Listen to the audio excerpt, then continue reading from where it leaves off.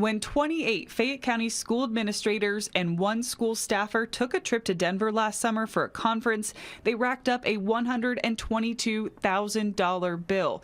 The same month that trip was approved, March of 2024, 120 employees total were sent on trips. 60% of them work in the John D. Price building. Professional leave is just a small fraction of Fayette County Public Schools' annual spending, but some economists say it's part of a larger problem. So I think it's important to track, okay, let's have some accountability. Let's see, let's shine the light and see what's been going on. Dr. John Guerin has been tracking publicly available data dating back to the 1990s when Kentucky passed the Education Reform Act. He's the UK researcher behind a 2024 study on Fayette County schools. A lot of non-teacher staffing has gone up. In fact, by about 50%, half again, since the 1990s. Now, and a lot of that sounds pretty good when there's more counselors and more librarians and more curriculum development people and so on.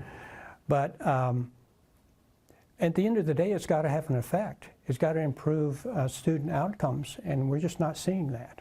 Statistics show ACT scores in Fayette County haven't improved since 2017. Amid a projected $16 million budget shortfall, many community members have shifted their attention away from revenue and honed in on expenses. Professional leave is one of them. January of last year, $127,000. February, $265,000.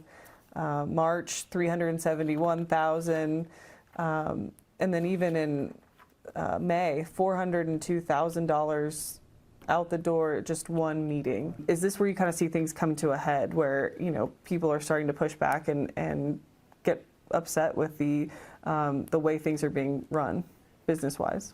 Yeah, I think that's what often happens in sort of politically determined outcomes, is that people kind of will go along with it for a while until something really notable happens, and then they pay a lot of attention to it. And I think right now that's starting to happen with Fayette County Public Schools. People are starting to pay a lot of attention, which is good. While combing through the records, we spotted a discrepancy. In March of 2024, the number of dollars spent year to date from the general fund jumped $10 million, which skewed the total all the way through June, the end of the fiscal year.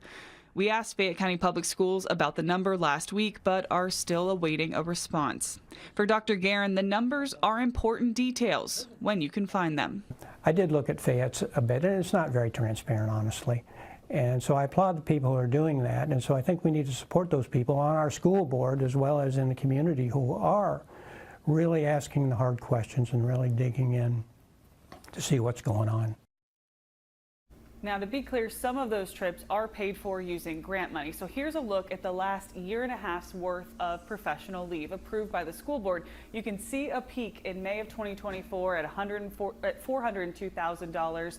School board members have been approving professional leave trips en masse at each action board meeting for years now. However, at the last regularly scheduled meeting back in August, they removed the item entirely from the agenda.